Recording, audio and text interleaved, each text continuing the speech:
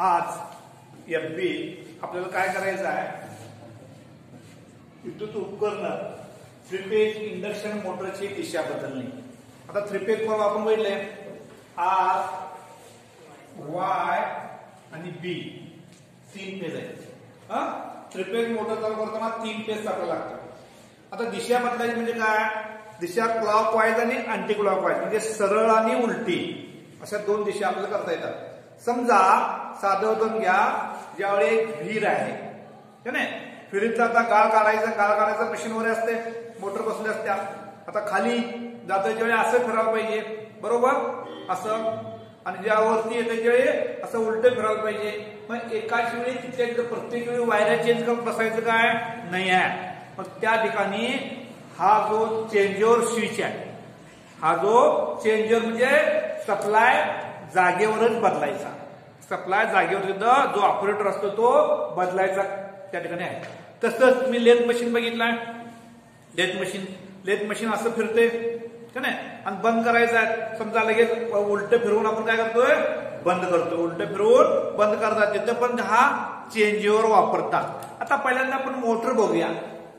पहिल्यांदा आपण मोटर बघूया, त्यानंतर त्याची दिशा कशी चेंज करतात हे बघूया, त्यानंतर हे चेंजओव्हर कसं जोडायचं बघूया. आता हा मेन स्विच आपण जोडतो.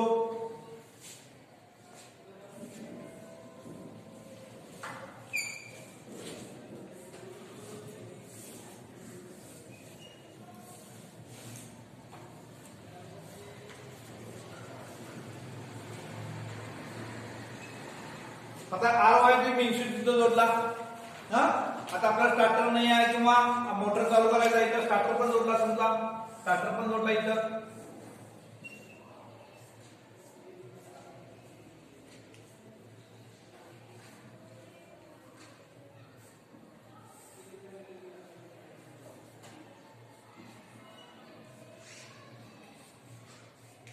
हा मेन स्विच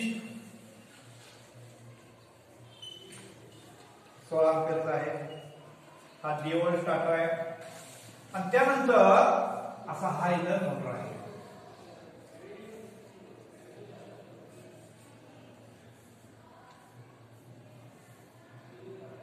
मोटरच्या इथं टर्मिनल कनेक्शन आहे.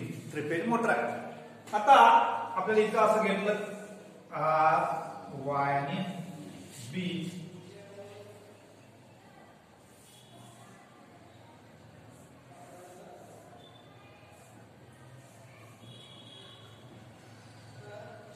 आता इथे स्टार्ट केलं तर ही मोटर अशी फिरणार का नाही, क्लॉकवाईज फिरणार, अशी फिरणार, क्लॉकवाईज फिरणार का नाही.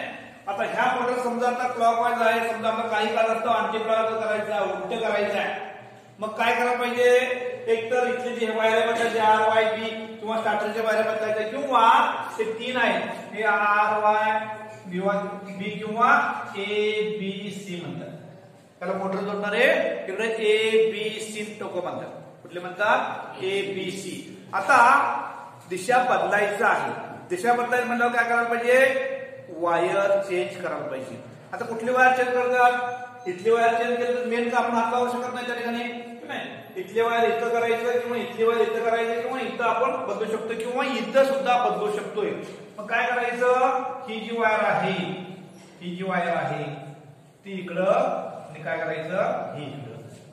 फक्त काय करा, एका वायरची आदला बदल केलं की काय होते, ही जी दिशा आहे ही दिशा अशी उलटी होणार, ही दिशा उलटी होणार. क्लॉकवाईज किंवा अँटीक्लॉकवाईज जे पाहिजे असेल, समजा आपण नदीवरला मोटर जोडलेला आहे, असं वरच फिरायला पाहिजे, असं फिरल्यावर पाणी येईल काय, नाही आहे का नाही. मग ती दिशा बदलायचं झालं, जर समजा उलटी दिशा झालं तर पाणी थोडं थोडं येणार, त्याला दाबणार का नाही.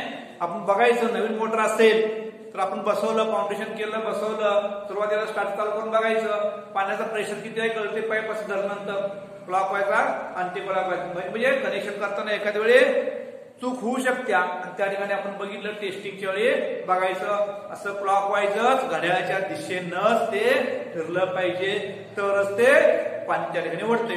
आता दिशा बदलायची कसं, RY, B यातली कुठली एक वायर किंवा ABC हे कुठली काय करायचं, एका वायरची आदला बदल केली की आपल्याला दिशा हे बदलते.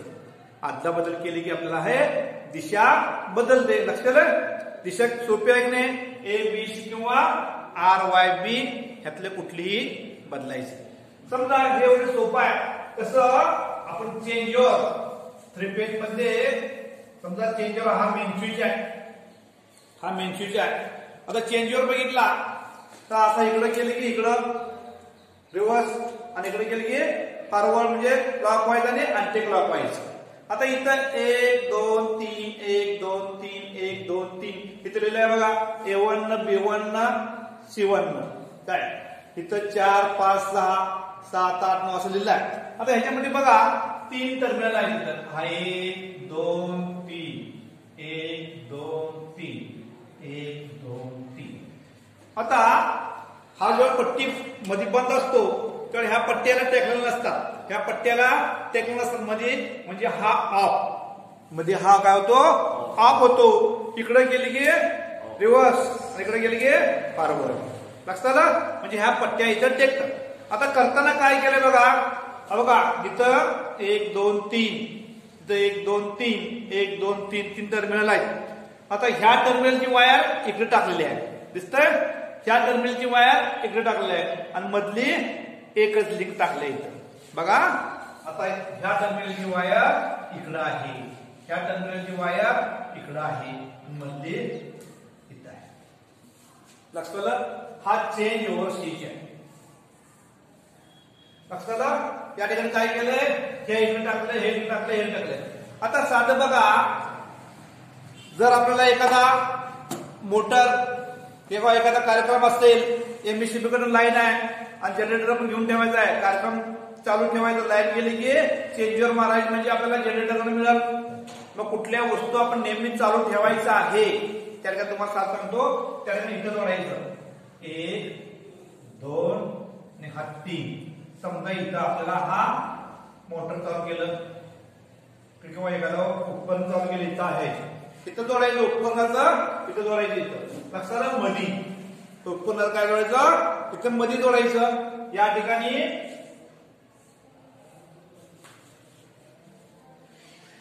MSCB कडनं कनेक्शन इकडनं आहे बघा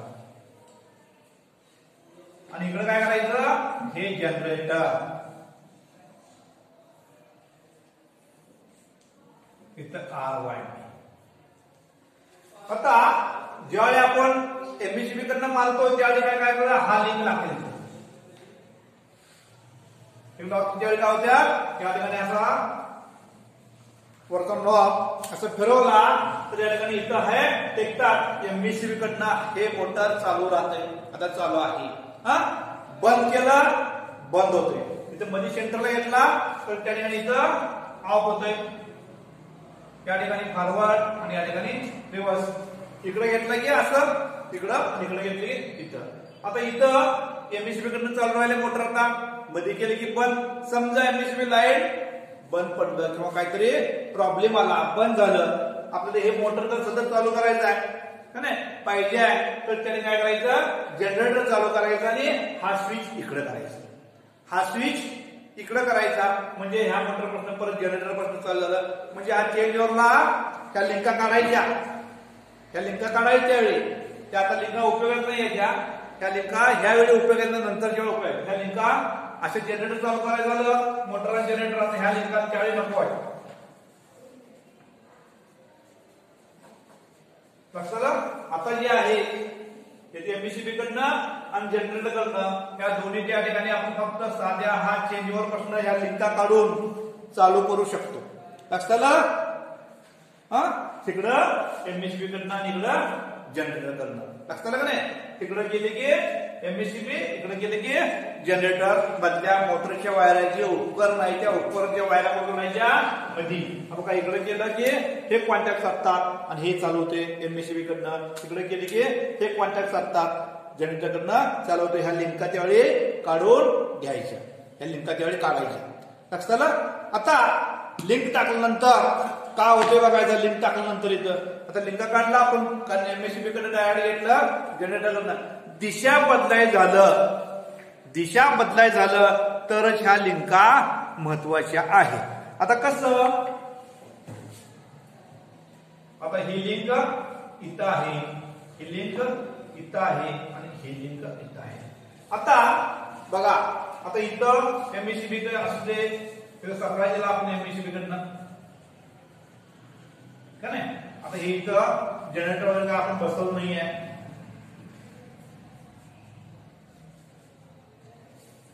आता बघा इथं, आता इकडनं चालू आहे, इथं आर वाय बी मिळाला मोटर चालू आहे, क्लॉकवाईज असा हा मोटर चालू आहे. तिथं कुठलं मिळालं, आर वाय आणि बी, बरोबर.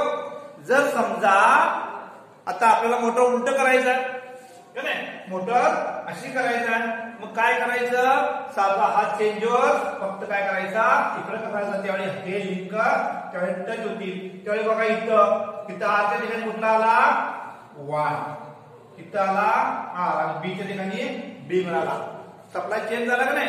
इथं बघा आर इथे मिळाला, इथं वाय इथं जो आहे तो वाय इथे मिळाला आणि बी इथे मिळाला. इथं दिले की सप्लाय चेंज झाला, मोटर अशी उलटी फिरणार, मोटर अशी उलटी फिरणार.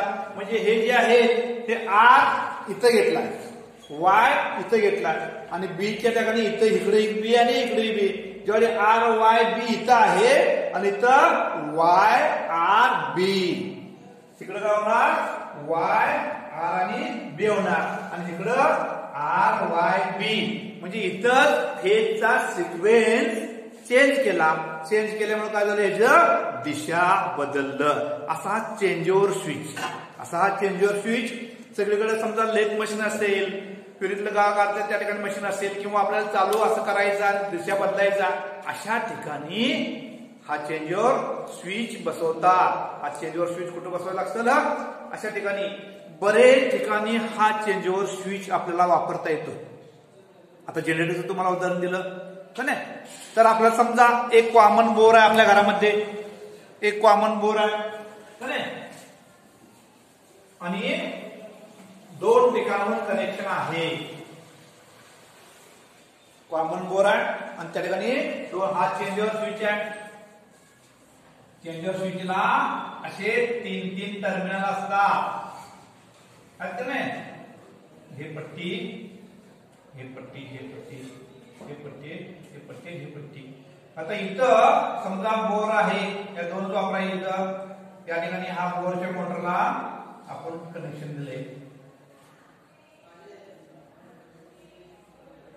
बोरच्या मोटर इथं कनेक्शन आपण मधल्या ह्याला द्यायचं. आता दोन कुटुंब आहेत, एकच बोर आहे त्या ठिकाणी इथं सप्लाय, इथं समजा इथं हा सावंत राजू आहे, राजूच्या घराला सप्लाय इथं दिला, इथं एक स्विच बसवला, इथं याला दिलं आणि याला दिलं, बरोबर. आता हे संजू आहे, इथं हा स्विच बसवला, इथं याला दिलं आणि इथं याला दिलं, बरोबर. आता इथं ह्या घराचा सप्लाय इथं दिला, संजूच्या घराचा सप्लाय इथं आहे, राजूच्या घराचा सप्लाय इथं आहे. कॉमन एकच बोर आहे का नाही. समजा एकच सप्लाय दिला असता, तो म्हणजे म्हणणार माझ्या लाईटवर तू बोर चालू केलं, तुझ्या लाईटवर मी बोर चालू केलो, असं होणार का नाही. माझं लाईट बिल जे असेल ते असं व्हायला नको, म्हणून काय करायचं, आतमध्ये त्याचा इंटरनल स्विच ठेवायचा. इंटरनल इथं स्विच ठेवायचा, एक स्विच ठेवला इथं. ज्यावेळेस राजूला मोटर चालू करायचा आहे त्यावेळेस हा स्विच ऑन केला असा आणि असे इकडं हे केलं, इथं ऑन केलं इथं, तर हे राजूच्या फक्त इथं बंद आहे. संजूच्या मोटरवर चालवून लाईट जाणार आहे काय नाही आहे, फक्त इथं राजूच्या मोटरवरतीच लाईट जाणार. बंद केला, स्विच ऑफ केलं, ते बंद झालं. ज्यावेळेस हा संजू चालू करणार आहे त्यावेळेस हा स्विच काय केला, हा ऑन केला, आणि तो सप्लाय मिळाला, हा चालू केला, हे त्या ठिकाणी ही मोटर चालू होते. म्हणजे लक्षात आलं आपल्याला एकच बोर आहे असं, आणि दोन कनेक्शन वरती दोन भावाभावांचे घर आहेत आणि चालू करायचं आहे. माझ्यावर तू चालू केला, तुझ्यावर लाईट वर जळालं असं होतं ना. दोन्हीला काय करायचं, स्विच जोडायचं. इथं स्विच, हा स्विच चालू केला की इथं आपल्याकडे इथं चालू केलं तर हा बोर चालवणार, त्यावेळेस ह्याचा हा बंद असणार असतं ना, आणि ह्याला द्यायला पाहिजे तर हा स्विच चालू करणार आणि इथं बोर चालू करणार. म्हणजे एक स्विच जोडून त्या चेंजवरच्या साहाय्यानं काय एक बोर दोन ठिकाणाहून म्हणजे पाहिजे त्यावेळी आपापल्या लाईट कनेक्शन वरती आपण बोर चालू करू शकतो. लक्षात नाही तुम्हाला बोर कसं चालू करायचं? तसं थ्री फेज म्हणजे दिशा कशी बदलायचं हा आपल्याला बरेच ठिकाणी उपयोग करतो. जसं जनरेटरचं कनेक्शन घेतलं, इथं एमएससीबीचं कनेक्शन घेतलं, समजा आता एक लाईव्ह कार्यक्रम आहे, गॅदरिंग आहे का नाही, त्याला थ्री फेज आपल्याला लागतोय, एलसीडी वगैरे जोडलंय मोठं सगळं. मग त्या ठिकाणी समजा लाईट एमएससीबीची गेली आणि जनरेटर पाहिजे, जनरेटर चालू करायचं किंवा एमएससीबीच्या लोडला एवढा लोड पुरत नाहीये, जनरेटर पाहिजे, अशा ठिकाणी असला हा चेंजओव्हर मोठा असतोय. हा 16 अँपिअर आहे, 32 अँपिअर, 64 अँपिअर वेगवेगळ्या अँपिअर मध्ये चेंजओव्हर मिळतात आपल्याला. तर त्या ठिकाणी इथं बघा 1 2 3 4 5 6 7 8 9 का नाही, टर्मिनल 9 आहेत. पण मधल्या कॉमन पॉइंटनं जे उपकरण जोडायचं, जो सप्लाय घ्यायचा आहे त्या उपकरणाला द्यायचा आहे किंवा त्या मशीनला द्यायचं आहे, ते मधनच घ्यायचं. आणि इकडे 1 2 3 इकडे 4 5 6 जे आहेत नाही, त्याला जनरेटर किंवा एमएससीबीचं सप्लाय देऊन असं दोन्ही ह्याच्यावरती लाईट गेली की इथं चालू करता. जनरेटर चालू केले की आपोआप त्या ठिकाणी सप्लाय आपण चेंज करायचा, त्या ठिकाणी म्हणजे सप्लाय जनरेटर किंवा एमएससीबी सप्लाय द्यायचा आणि काय करायचं, चेंज करायचं आणि चालू करायचं का नाही. आता ऑटोमेशन पण आहे. आता लाईट गेली की विदिन सेकंद आता जे आपलं कॉम्प्युटर आहेत, लॅपटॉप आहेत का नाही, कॉम्प्युटर आहेत का नाही, आता त्या ठिकाणी मोठमोठ्या कंपनीमध्ये समजा वर्किंग काम करू लागलेलं आहे, त्या ठिकाणी अचानक लाईट गेलं तर केलेला डाटा सगळा काय जाणार, पुसला जाणार का नाही. ते होऊ नये म्हणून विद्युत ट्रिकल चार्ज होतोय, ते बॅटरी असतात तिथं, बॅटरीवरती लगेच सप्लाय त्या ठिकाणी बंद पडलं काय, बंद करू